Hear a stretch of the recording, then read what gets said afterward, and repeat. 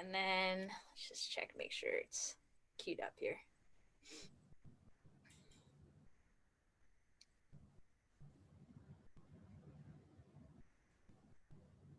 Okay, we are live. Hello, everybody. Welcome to the RunVenture Zoom Series. We are here with Rebecca Lewandowski, ultrarunner, cyclist, and real-life hero. So we're going to be introducing her in a couple of minutes. First, I want to give you a quick background on Sassquad trail running, in case you're not familiar with who we are and what we do. So we started hosting trail parties. That's what we call our trail races in 2018. And we now host races all around the state of New Jersey. We're up to about 10 or 11 events.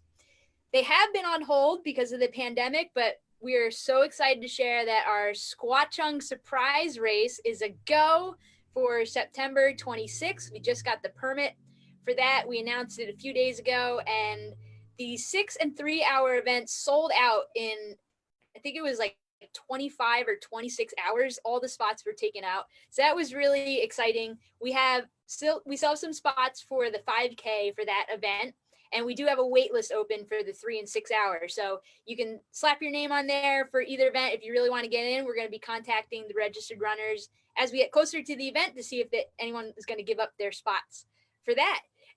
We just wrapped up our Blue Mountain Ultra Squatch event that took place at Stokes State Forest in Branchville, New Jersey. So if you ran that race and you have not emailed me your time to go on Ultra Sign Up, today is the last day to do that. So just send me a screenshot of your event and just make sure it shows the total time, not the moving time, so we can see what your final time was for the 7 mile, 17 mile, or 34 mile for that. And then lastly, on Monday this past week, we started the Squatch Hunt, which is one of our most fun annual events that we do during the year. And this is basically this crazy combination of a scavenger hunt and flat Stanley and trails. So whenever you're out on the trail, your goal is to take as many pictures as you can as the items that are on the official Squatch Hunt list. We posted that all on social media. So it's things like crossing a stream or sticking your head in the waterfall, planking on a log. But the only catch is that you have to include your mini Sasquatch in every picture. So you can either print out the little picture that we have on social media and color laminate your own, or you can use our little mini Sasquatches that you can order from us. And it's just a super fun event. It's really, it's family friendly. We have a lot of kids participating in it, and that is going on for the next 2 weeks. So that's about all the news that's going on in Sasquatch world. So for tonight, as you can see, I am joined by Rebecca Lewandowski. I'm going to give her a squatchtastic introduction so you know a little bit about who she is and how we met. So I met Rebecca in 2018 at the Squatchung Surprise Race. She came to the race with basically like the baddest of bad ladies. She was there with Maggie Gutierrez and Rhoda Smoker, and Melissa Trolline was also there. And I remember, these ladies showed up, and one of my all-time favorite pictures from Sassquad is the starting line of the 6 hour event, where these ladies are right in front and they are just like ready to dominate. And they went on to, of course, do that. So Rebecca, that day, she went down in Sassquad history, not only by finishing 6th place overall, she covered, I think it was 33.1 miles in 6 hours, but she also earned the highly coveted Saltiest Runner Award. And Rebecca's fine with me saying this. We chatted about it. There aren't words to describe how salty you were that day. No. So if you're familiar with the Squatchung Surprise Race, all the runners for the 3 and the 6 hour event have to carry along these little notebooks that they use to verify the miles that they cover. And Rebecca's notebook was literally deteriorated from the amount of salt and sweat that came out. So she went down in Sassquad history for that. So Rebecca is not only an ultra runner and an accomplished mountain biker. She's also serving on the front lines of the federal task force for the COVID-19 pandemic and the Ebola outbreak. So she serves on the pandemic response team as a biologist for the U.S. Department of Health and Human Services in the capital, Washington, D.C. And through her time as a biologist with the government, she has served overseas. She was even deployed to Kuwait with the U.S. Army. And I hope that we get time to chat about that, because I got a little sneak peek when we connected on the phone a few weeks ago, and I got to hear some awesome stories about that. So we've kept in touch through social media since that race. And I have to say that personally, I have been so inspired by Rebecca, and especially the content that she shares online. Because if you're on Facebook, to put it lightly, there's a lot of garbage that goes online. And Rebecca just constantly posts not only things that are motivational, but super authentic, either personal things or things that are going on that she's seeing in her job.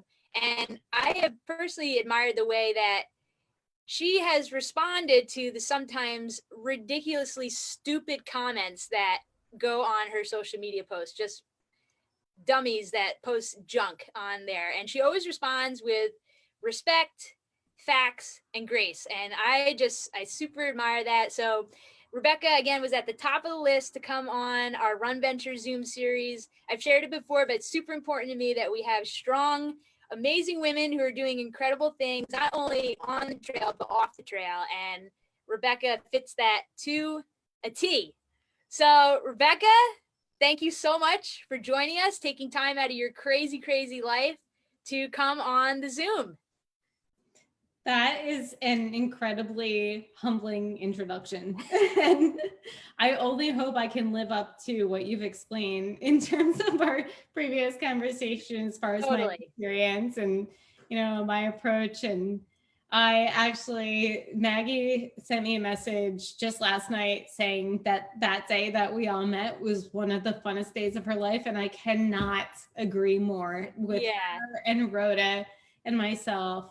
Like Rhoda Smoker, and just the way that whole day unfolded in terms of, you know, none of us were really there. I think Rhoda had just like won a 50-miler or 100-miler the week before, and was probably completely burnt out. And Maggie constantly trading for whatever's next, and, you know, none of us prioritizing, you know, beating each other, but we were actually really happy that we drew the same golf balls out of the putt for the first few.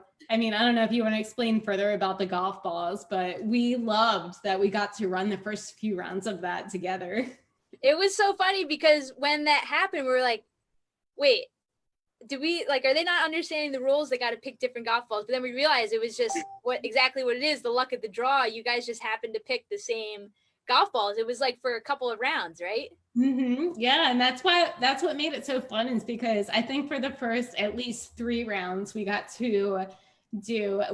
the longest route, which I believe was 4+ miles. Right. So we got to just shoot the shit with each other, excuse my language, you know, but, you know, we just got to catch up and talk about our races. And then after that, it was kind of like, well, now we'll just go with whatever strategy we need to. And the way it shook out was just so, you know, you could get back and see who's where and, you know, what's going on. And based on your mindset for the day, it was just, I agree with Maggie. It was one of the funnest days of my life. Oh, that is so awesome. And that, you know, from our side too, as an RD and volunteers, it really is just so much fun, and it never gets old. I mean, you see hundreds of times runners are reaching the golf ball bucket, and just every time it's either like they don't like the color or they're excited for the color that they pick. So it's just a super fun race, and I'm personally so excited. That's the first race we're coming back with after having because we haven't had events since March. So to come back with the surprise, I think is going to be a lot of fun. Yeah, so, definitely. Rebecca, fill us in. Tell us about who you are as an athlete. How did you get into the endurance world? And what do we need to know about you as an athlete? Well, I think, in terms of, I grew up in suburban life, so I probably was always kind of enrolled in organized sports, but it wasn't really until after college and getting, into what I wanted to decide for, my own athletic perspective, what entertained me. I never really ran competitively or anything like that in college or beyond, but it was something that I was really drawn to.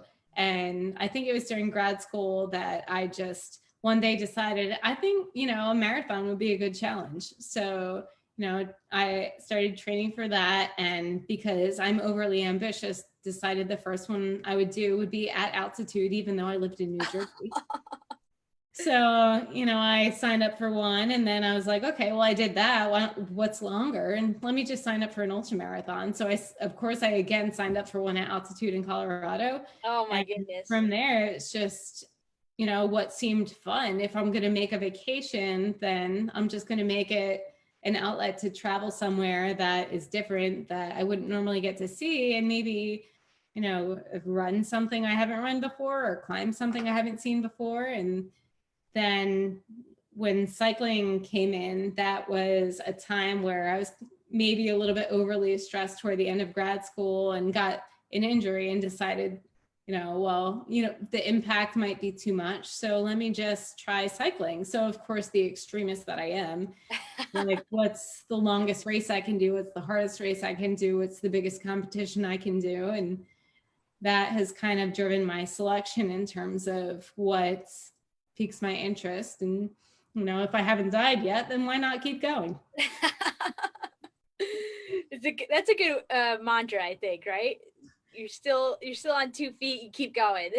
Yeah, I mean, I think you find that in different times of life or different times of a race. There are different times even like of a marathon or a 50K or even sometimes of a 5K. You're like, well, this really hurts right now, but I guess I'll just keep moving forward. So, it's a good mantra to maintain no matter what you're deciding to take on, whether it's on foot or on 2 wheels or in life, which is pretty applicable right now.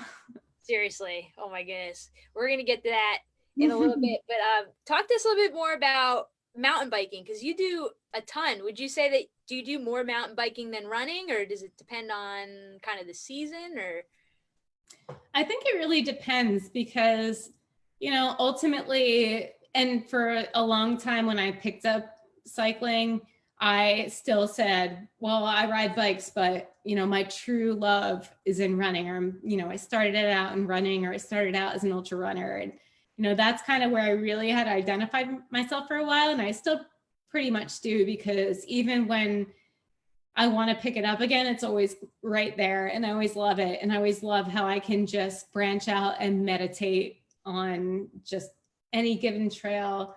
And that's a true love for me. But in terms of mountain biking, I also love a challenge, and I like learning new skills, and I like things that scare me that I have to learn. yeah. And sometimes when you're looking at that gigantic pile of rocks or that next drop or the steepness of what you're about to ride down, that's pretty scary. And I'll be honest, I mess it up a lot. Really? Yes. But maybe what I'm in love with is the challenge and pushing your limits and learning the new skill. And, in terms of mountain biking, I had lately been driven by, what's the next big race? Is there a national championship I can challenge myself with? Not many women single speed. Maybe I want to just make invite other women to do that, because that's really fun too. And of us who don't know, tell us a little bit. I don't know really much about the mountain biking world. So you just said single speed. Fill us in. What are the details on that? I appreciate that you stopped me for that. So normally, the technology is kind of developed based on the desire or the audience, and the gearing in the bike for shifting gears has been growing to a point that there are gears that make it easier and easier to pedal up a very steep grade. Okay. You know, for those out there that mountain bike, they might understand the term eagle, which is a very large cog on the back end of the rear wheel that allows for a very quick, you know, pedal, like kind of, you know, maybe termed sometimes as like the granny gear, because you don't, it reduces the amount of effort that you have to put into the pedal spin, but it allows you to get a steeper grade at an easier rate. But if you're riding a single speed, it means you don't have any gears in the back. So whatever gear you pick is the one you're stuck with, no matter how steep the hill you're on. Oh, so wow. while it simplifies things in that you never have to worry about shifting into whatever gear is appropriate, it means you just have to grin and bear it if you get to a hill that is steep enough that I mean, the saying goes, it's always the wrong gear, but it's the one that you picked and you're just going to have to deal with it moving forward. And I think that that's why it's intimidating, because you know at some point you're going to hit a hill that's very difficult. Yeah. But you also get to enjoy the simplicity of, you know, a very simple bike and nothing complicated, nothing that's going to get twigs stuck in it, because you don't have to worry about extra things hanging off that back wheel. It's a little bit more grit. I would say it's the equivalent of not worrying about what shoes you're wearing. Okay. And going in, not worrying about what food you're going to eat on a long run. And you're just going in like, this is what I brought and this is what I'm going to work with. Right. It's so fun. I'm sitting here listening and thinking this is just a whole nother world of mountain biking. Have you found, you know, because trail running has a very distinct culture. I think those of us who are involved in it, we love it, right? So what would you say if you had to compare the two? Are there differences in the culture of mountain biking and trail running? I find parallels. I think that the same things we could identify about people that strictly run track and road versus people that trail run, you can probably apply to road cycling versus mountain biking. For example, if you find a cyclist on the trail, they're more likely to share a beer with you. Okay. You know, like that sort of thing. It's a lot more relaxed of a environment, and they're not going to be like, I don't have the most top of the line shoes. They're going to be like, this is what I have, and let's just have a great day in the woods. Right. So, and I've enjoyed those parallels very much. Yeah, totally. It's funny. I was chatting with a road runner, a very intense road runner the other day, and he was rattling off his PR times. And he asked me, what's your 5K PR? And I was like, well, I kind of like to run party pace, so I don't really know what the PR is. Yes. Yeah. I definitely find that parallels into cycling as well. Right. That's funny. So, okay, so you do a lot of obviously running, mountain biking. What other things are you into? I have to say you posted a picture of roller skates the other day. So what is going on with that? Did you join like a roller derby team, or what's going on? Well, I've had some friends that you know, back when I was working my way through college, I bartended and I met, and I have one friend, her name is Jocelyn, and I think I learned the most about roller derby through her. Okay. And then I have another friend, Allie, right now that has just started to get into it. And while I've never personally had the joy of experiencing roller derby, I find that the culture of come as who you are and we're going to just throw down and have a good time has been what I've always admired about roller derby. I don't know if right now I have the bandwidth to participate in that, but I do know that my little sister and I recently were talking about just finding outlets in things that provide happiness or joy. And if, you know, just even if it's something that's ridiculous, just taking the time to be like, this is what I want to do right now, and I'm going to do it. And therefore, I bought some roller skates. So, and she did too. And hopefully we're going to get a chance to do that together at some point. That is amazing. Have you tried them out yet? I did. To be honest, I have not tried them outside yet. I've tried them inside. Okay. So I could remind myself what it's like. And it's harder than I remember, to be honest. Yeah. I will add that my mother has told me stories that I used to give my aunts heart attacks because I actually learned how to roller skate before I could really walk or talk. I would use one roller skate around the house when I was as young as 3. So I feel like I'm going to rely on that background. Muscle And memory. just hope it comes back quickly. I even put them on today in between some meetings just so I could get a little bit more of a brush up. And I rode around in here.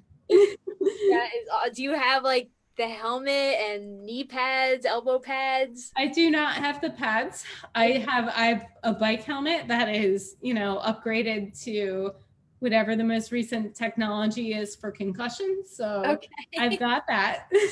I've got the headgear, and hopefully, my little sister told me today, get some pads. Yeah. So that's awesome. I will follow her advice and hope for the best. That is awesome. So you're on this quest to try new fun things that bring you joy. What have you tried anything new during the quarantine the last few months? What have those outlets look like for you?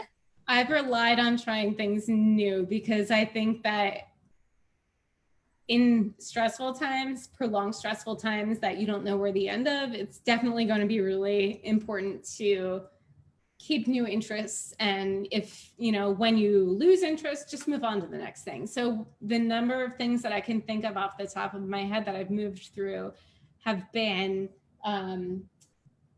PlayStation. Really? Yeah, video games. I'm very into Jurassic World on PlayStation. Building my own dinosaur theme park has been a thing. Embroidery is something I never did before that I've taken on. Cool. Cooking, I've enhanced my abilities on that realm. What else? I bought a stand-up paddleboard that is on back order because apparently they're very popular right now. I've heard the roller skates. I've spent a lot more time doing yoga, which is something that I've carried for probably over a decade now, that I like to challenge myself with. I like the hard workouts. I like to go for, something that's going to make me feel tired at the end. And those are the immediate things. That is awesome.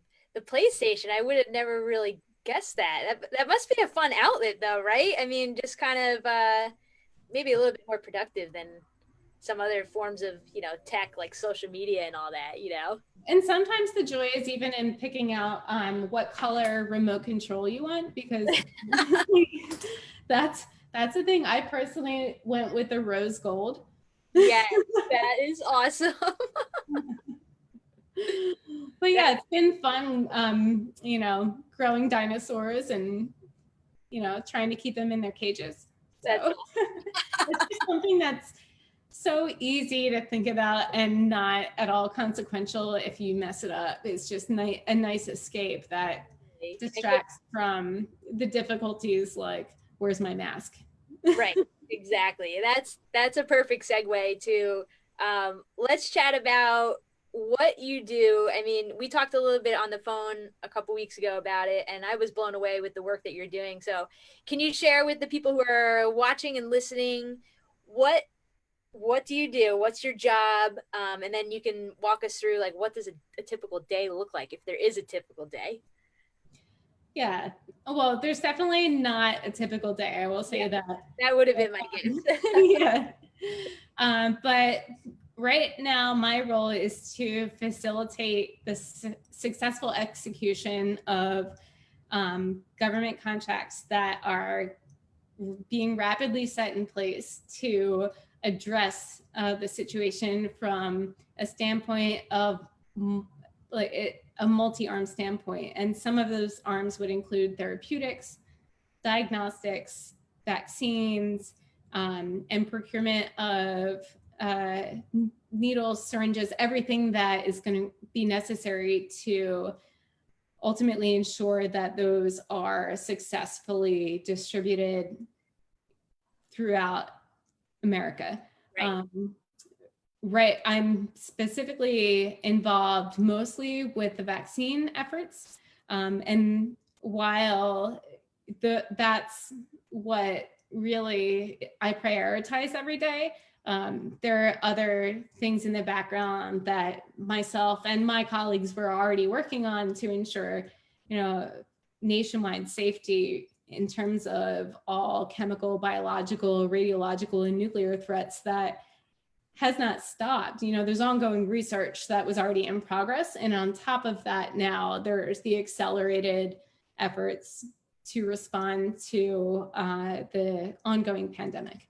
So, I facilitate contracts. I make sure that the research is moving along, and I make sure that those that are performing the research are doing everything that they've agreed to do and will deliver on time. And I'm kind of the middleman in that effort. There's a lot going on, a lot on your plate. The understatement of the century, yes. No wonder the Jurassic Park growing dinosaurs is like a welcome relief at the end of the day. Right, because a lot of these efforts are now, there have been efforts in place to prepare for this. That's why, even before this pandemic occurred, there was an office for the Assistant Secretary for Preparedness and Response under Health and Human Services. There are things that have been in place to prepare for this, and there are people on staff that have been ready and they overwhelm me every day with their intelligence and capabilities in terms of being able to push these things forward. So very much, I feel like I'm learning from people who have been in this field for longer than I've been alive. And like I said, they impress me every day. And I just said that out loud the other day, that I'm constantly impressed by those that are on task right now, working overtime, 24/7, to be honest, and pushing these things forward. So it's really a privilege as much as it is an effort. Yeah, seriously. So would you say stress level pretty high? I would say yes, but it's not the first time. So but I do see that some of my colleagues, while they're very skilled in certain areas, and even, what hurts me more is seeing my peers and my family not being used to the high stress level. I wear that makes me worried too. And I definitely feel that, but I feel like in some ways I might be a little bit better equipped for it, whether it's because, I did the squat chung and, I can endure, or, for other things I've been into, I think I've got some coping mechanisms. So I feel like I'm okay, but yes, it is a higher stress, and it has been prolonged. Yeah. We talked on the phone the other day about it, but you've gotten into it a little bit, but what are the ways that you're kind of handling the stress, outlets that you've got, besides the Jurassic Park and the roller skating and that? Can you speak to that on like how you're personally dealing with it? And then maybe we could talk a little bit like advice that you have for other people and how they can cope with the stress that's going on, because there's a lot happening right now. Yeah, well, this is one. So really great to talk to you again, and to talk about things that are more part of what I would consider my normal life, or things that I would be more aware of and into and participating in if we weren't dealing with travel restrictions and masks and that sort of thing. My go-tos are definitely doing what my body feels like doing. Some days I wake up and I'm exhausted, and I'll let myself off the hook that day. Remind myself that I personally decided that I'm not going to be doing any racing for right now, just based on my workload and everything. So I don't need to hold myself to a standard. So having a reasonable outlook and what makes sense for me right now, but still holding myself to that exercise helps with stress and helps, keep a healthy outlook, and, helps me stay on task with, healthy eating and healthy lifestyle, and making sure that I don't have unreasonable expectations, but I don't let myself off the hook and just completely fall into, it's okay to sit on the couch every day. If I get bored with something, like if I don't feel like riding my bike for a while, which is actually, to be honest, my current state, I think the last time I rode my bike was a couple weeks ago. Okay. So I've been running a little bit more, and like I said, I got roller skates, and I just bought a stand-up paddleboard. So just letting my interests guide my physical outlets. Also making sure I check in with my family. I'm lucky that they keep me accountable too. So if my mom hasn't heard from me for a while, she sometimes starts to have nightmares. Oh no. And she'll call me. I'm like, no, everything's fine. I've actually talked to my sisters more frequently than ever, and that's a huge help because we share perspectives with each other. And I've checked in with some friends that I haven't talked to outside of this, and made a point to be like, let's touch base. So whether it's a Zoom or just a phone call, that sort of thing. And those are really the same things that I turned to when I was deployed to Kuwait. And I feel like nothing has reminded me of long-term slight stress that you can't always really feel out like it was when I was deployed. And I'm just applying the same tactics that I did when I was there. And so, I mean, it's working. Of course, it's hard for different reasons because it's not exactly the same, but, just keeping in touch with family and letting myself off the hook and gravitating toward what makes me feel happy in the moment has been really what's worked the best. Yeah, that's awesome. So I'm glad that you brought up your deployment, because I would love for you to share with everyone who's listening and watching. Just tell us, why were you deployed? What were you doing over there? And just fill us in on that time of your life. Yeah, so prior to working with Healthy Human Services, I worked for the Department of the Army. And my role there was as a microbiologist, staffing what was termed a mobile expeditionary lab. And that was essentially a lab that you could fold up and ship out on a C-14 and fly wherever the heck you want and set it up. And you have what was termed feeder level validation of whatever you needed to analyze. So there would be soldiers and military personnel further downrange that would acquire samples that were potentially related to weapons of mass destruction. And they would send them back to us, and we would identify whether it was something that was in process or a finalized product or a random white powder that they came across. We would identify what that was, and from there provide input to the command to better inform their decisions moving forward in terms of how they wanted to address whatever material that was determined. So that's high stress. That sounds high stress. But it's high stress in a strange way. And I'll tell you, because so this was 2017. So it was not necessarily the biggest. There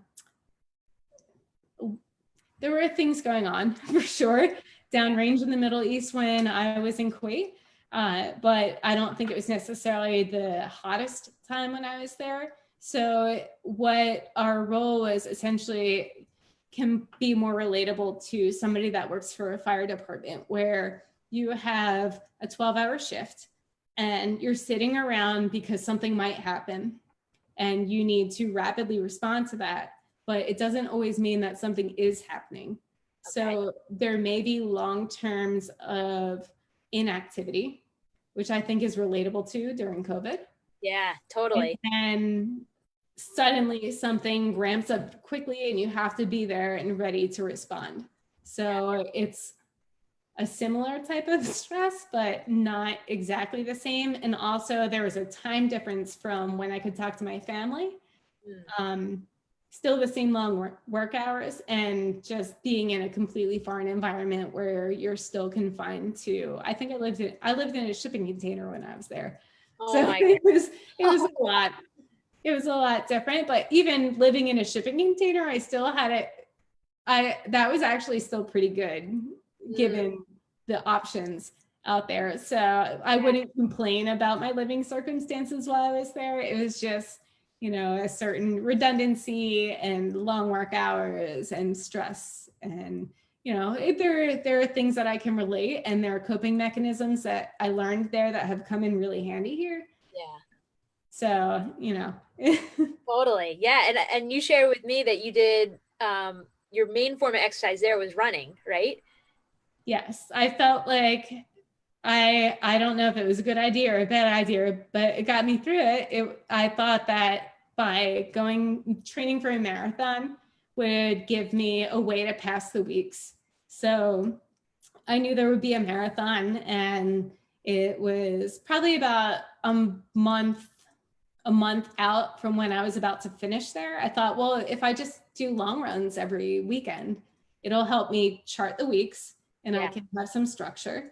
And structure is helpful when you're going through a prolonged stressful period. And it did, it really helped. But then I heard that the month after that marathon, there was going to be a Boston Shadow Marathon. Yeah. Which is, for those not familiar, something that's set up for troops overseas, where you can run it's a marathon as long as it's approved by, you know, the official Boston Marathon. Right. And you can get an official medal, the unicorn, awesome. The blue and yellow, and the official finisher's certificate.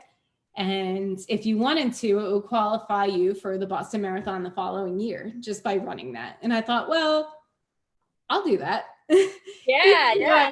Completely burnt out. I had no means to run 2 marathons in 2 months after the workload and everything. I think I ended up walking the last 12 miles, but I did it and I got my medal. Yeah. And, you know, it was something, you know, I completed the Boston Marathon in Kuwait, and that's something that I wouldn't say I'm proud of it, but it's awesome. It's a really happy memory for me. Yeah, yeah. What was the weather like? Was it super hot? They started it at 4 a.m. because it was very hot, I think, and it was very dry. And the Kuwait at any given time ranks between 8th and 10th in the worst air quality of all countries in the world. Yeah. So I noticed when I was there, I just ran slower for that reason. And it's just the dust particles and whatever industrial processes that aren't regulated. It's just really hard to breathe there. Yeah. And it's very flat, and the course is so redundant. I think I went past the same porta potty maybe 15 times. Oh my goodness. Because the base is only about 3 miles long. So it was tough for its own reasons. And I think the temperature that day, while I probably finished around 9 or 10 and somewhere around that time in the morning, it was upper 90s or lower hundreds by the time I finished. So it was I was saltier than I probably was at the squat zone. Oh my goodness. No award for that. So yeah. Wow, man. Well, talk about perspective. I mean, how was that like transitioning home after, because you were there for, was it half of a year that you were overseas? Mm-hmm. Yeah, it was November through May. And I just remember when I arrived home, I got to the airport, and I think I flew into Philadelphia, and my parents picked me up. And I remember as soon as I deboarded the plane, I got off the jetway and I walked into this like separator, but I could see a TV through a glass window. Okay. And I saw whatever random crap news was on with a crawl. And I just remember looking at the TV and thinking, oh, thank God I'm home. And I cried a little. And I saw my parents and I cried a little. So yeah, I mean, there's no place like home, that's for sure, especially after being away for it over holidays and, you know, significant family events and everything. So yeah. Wow. Yeah. I mean, talk about perspective. I mean, you have that to draw on now.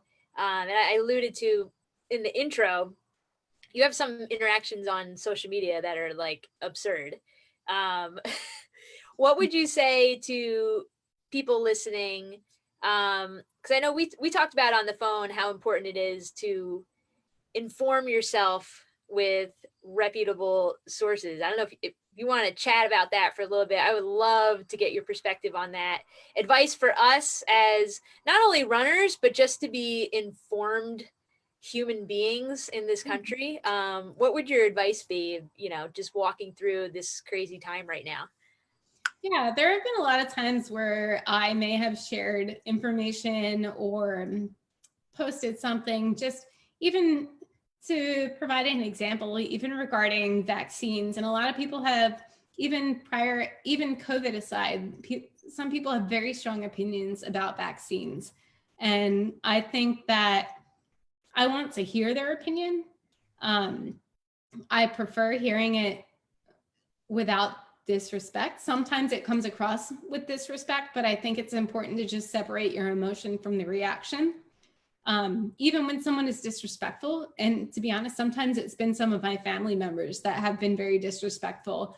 Not my nuclear family. It's usually, you know, sometimes my extended family, but I don't want to distance my family, and considering that some of my family disagrees or has strong opinions that I'm not in line with, it makes it easier for me to allow other, you know, strangers to have opinions as well, because, you know, I want to be aware of what's out there and I want to know what others are thinking about, but also I want to know where they're getting their information. I do try to ask them where they learn things. Usually I don't do that publicly. I'll try and message them on the side, because I would prefer to individually assess whether or not that's something I want to pursue or not. In terms of where I get my own information, I prefer peer-reviewed articles, which means, you know, not everyone has access to those, because sometimes you have to either go through like an academic account or, personally, I have access through work. So, and by peer reviewed, I mean something that is published in a journal like Nature or Science, or something that has other scientists reviewing, that are experts in a field reviewing the studies that scientists that are saying this is what I found. Learned. So, you know, I prefer experts reviewing experts' research, but I know you can't always get that. And I know that sometimes the media tries to be inflammatory or is politically biased. So it's difficult to weigh what is actual information. What I do know is that information that comes out of the CDC website is based on peer-reviewed articles, and they're only putting forward what is, you know, actionable information. Right. I also admit that, you know, while I have no control over it, there has been a lack of guidance from a legislative perspective that makes things even more complicated than they might be based on other things. And you know, that's not helpful to anyone, but that's the situation we're under. Based on, so how I deal with it on my feed is I try to listen to understand. Yeah. And I try to prevent things if they get offensive, then, you know, which I've usually been able to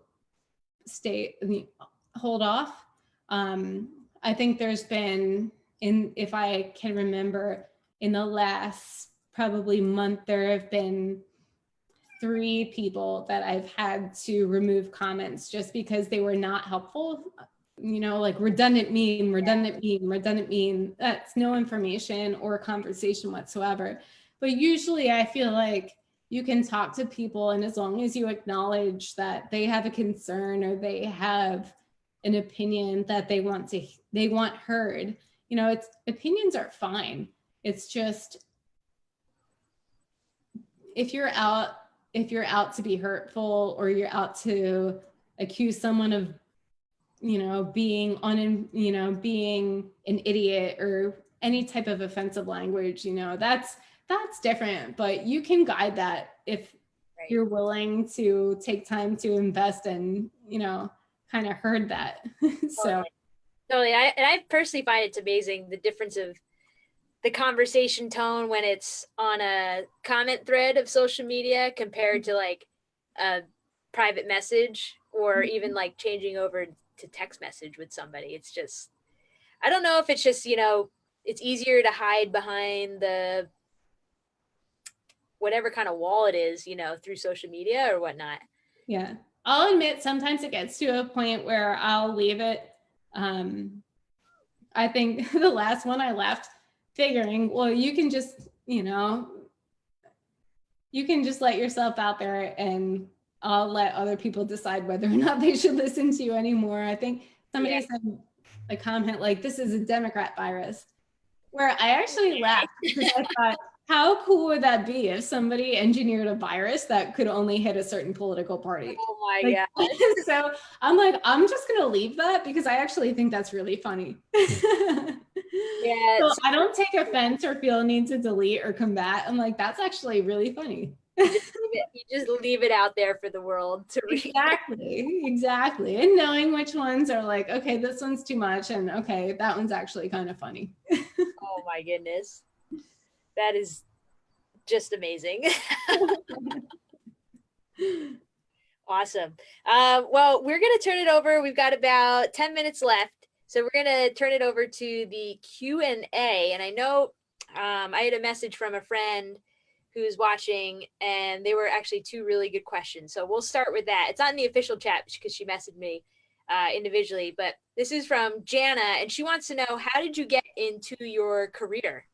What led you on the path that you are now? That's a really good question. So I was highly influenced by the September 11th attacks. I was, you know, not to age myself for better or worse, but I was a junior in high school, and I remember I was in a pre-calculus class with a really weird math teacher that I didn't know if he was just eccentric or crazy. Okay. But he announced that 2 planes flew into the tower, and I didn't know if I should take him seriously or not. But anyway, as the day unfolded, I had enough awareness. I remember going home and I stuck like a VHS tape into the TV and just taped the news feed for the day. I'm like, this is, I don't know what this is, but this is something. And from there, fast forward, my mother, who was an ER nurse for her entire life and also did backup medical support for their, like if there was a Teamsters event, she would be on backup medical just for, you know, whatever squad was trying to keep security. She put in for a bid to the government to run the occupational health, because they did a mass hiring of the air marshals, because there were only like 30 before September 11th, and then they hugely ramped that up. So watching her do that and use her talents to build a business that she had no prior knowledge of how to build a business, I decided that I had always loved science, and I wanted to build my talents in a way that I could also be of service to the nation. And I saw a woman give a talk who had been highly involved in people mailing anthrax and those investigations to discover where that came from. Her name was Nancy Cannell, and she worked at Thomas Edison for a while. she came to my grad school and gave a talk, and I thought, I want to get into that area. So after grad school, I pursued chemical and biological countermeasures and how I could use my knowledge in science to be of service and use my patriotic draw to give back to the nation. Even if I didn't enlist, I wanted to be involved in that effort. So that drew me down a path where I worked at the U.S. Army Medical Research Institute of Chemical Defense. And I had a phenomenal mentor that helped build me. And then I took on a job with the Army working the Mobile Expeditionary Lab that eventually landed me this position with the Assistant Secretary Preparedness and Response. Wow. To build countermeasures into the strategic national stockpile that has on hand at any given point what we call deployable countermeasures. So if there's an anthrax event, if there's a smallpox event, if there's a COVID event now, you know, that's kind of the path I went down. Wow. And that's probably why I ended up in DC, and some of my posts are very related to the memorials that I love here and just seeing the Capitol, and, you know, I'm patriotic to the core. Totally. DC is just an incredible, incredible city. I went down there this past spring for the first time to see the cherry blossoms, but I didn't want to do the whole tourist thing. So I did a run, ended up with like a 50K, and just went to all the different memorials. And it was a really cool way to see the city and just experience. It's very moving. And I did the same thing recently during the Black Lives Matter protests. Yeah. And went through the FDR and, you know, the Martin Luther King Memorial, and then finally to Black Lives Matter Square, which was formerly Lafayette Square. And it's very incredible right now. Yeah. We have another question this is also from Jana, and she wants to know, what was Rebecca Lewandowski like as a child? Stubborn. I was stubborn. When we would play board games, I would cheat with my sisters. No way. Yes, I would. I would cheat. And when my little sister, my little sister and I shared a room because we were both the messiest. My older sister was very clean. So my mom decided we needed to consolidate this to one room. And my little sister and I shared a room. And we would say, let's take turns rubbing each other's back as we fall asleep at night. And she would rub my back, and then I would pretend to fall asleep. Aww. So I wouldn't have to rub her back. I was terrible. I was a terrible sister. Does she know all this, or is this? Yes, she absolutely knows all this. I've come clean with everything. Now it's a running joke. I think she made a joke. I invited her to visit. You know, we limit our FaceTime with each other based on COVID restrictions. Okay. And, we made a joke this past weekend. She's like, it was a really good trick that you used to pretend to fall asleep. And that sort of thing. If I had to throw anything else in there, one of the outdoor chores I had, my sister's got the chores of like doing laundry and dishes. I'm like, can I just mow the lawn? Yeah. Can I just do the edging? Can I, whatever, just put me outside. Can I weed? That sort of thing. But yeah, as a child, I didn't really care about if my clothes had holes in them. I love animals. I love science. I loved just the nitty gritty of life. Yeah. So when you were younger, this is a question for me. Pre 9/11, when you're really younger, did you have like when I grow up, I want to be XYZ? Or did that kind of like those opinions formed later on?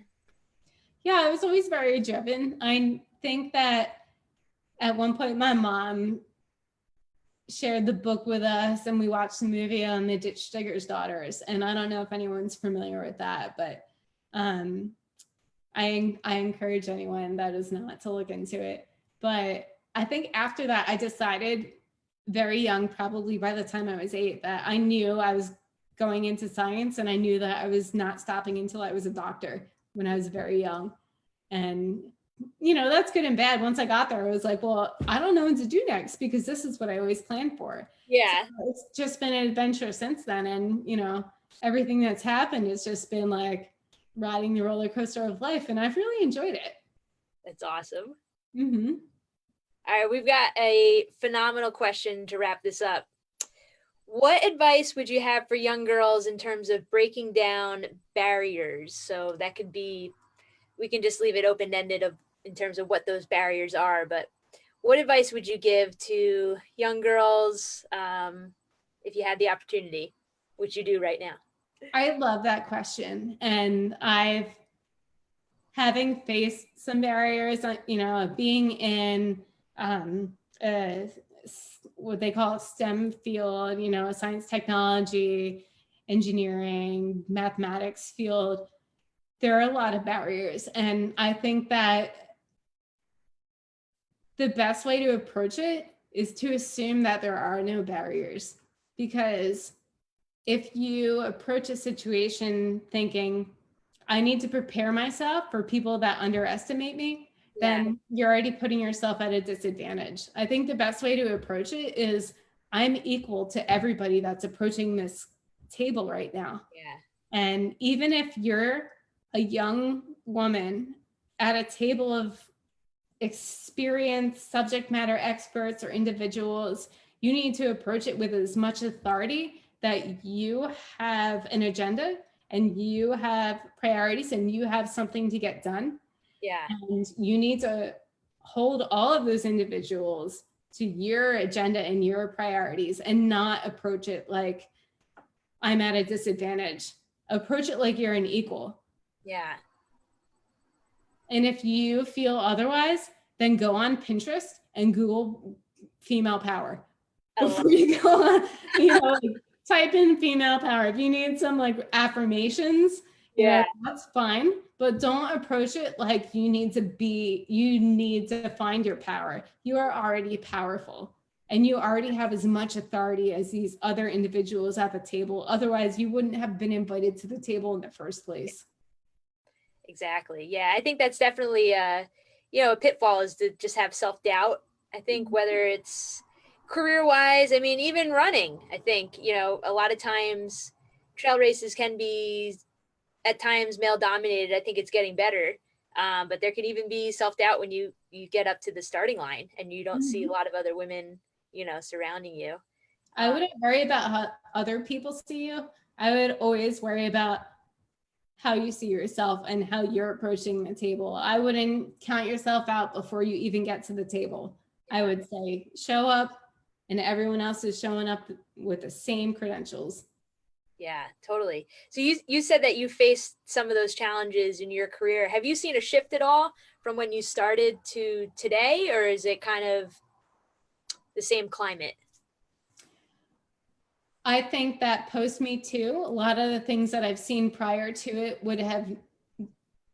what I've experienced would have not gotten away with what they would have. I think it's improving for sure, but I think that at this point, it's on us to decide that we are going to show up perfectly capable and do not compromise for any type of discrimination or anything. If you see it, call it out. You know, we are fully capable. Totally. Rebecca, this is amazing. Oh my gosh, I'm sad. I told you before we started that I would be sad at 9:00 when it comes to an end. And it's true. It's 9:00 and we're wrapping up. I think we ran the gamut of topics for sure. For sure. Thank you so much for just being gracious with your time. I know life is crazy on your end, but thank you so much for hopping on this Zoom video with us. Thank you. It's been truly a privilege, and I very much appreciate talking about these topics as opposed to, you know, whatever business is waiting. So thank you. Totally. Well, you can connect with Rebecca on social media. She's on Facebook, Instagram. I'm not on Twitter. I don't know. Are you on? I'm not on Twitter. You're on Twitter, yeah. Too much. There's too much on there. I can't even handle it. So again, you can connect with her, Rebecca Lewandowski. You can find out more about us, Sassquad Trail Running, on our website, sassquadtrailrunning.com, and as well as our social media at Sassquad Trail Running for Instagram and Facebook. So thank you again. And as always, we're going to upload this recording to our podcast, which I forgot to mention in the beginning of this. We just launched this in the last 2 weeks. We are on podcasts wherever they're streaming. So we're on Apple, Spotify, Google Play. You can find us. Just type in Sassquad Trail Runners and you will find Rebecca's episode in the next day or so. That's going to be loaded up there. Thank you so much, Kim. All right. Hey, Sassquatch.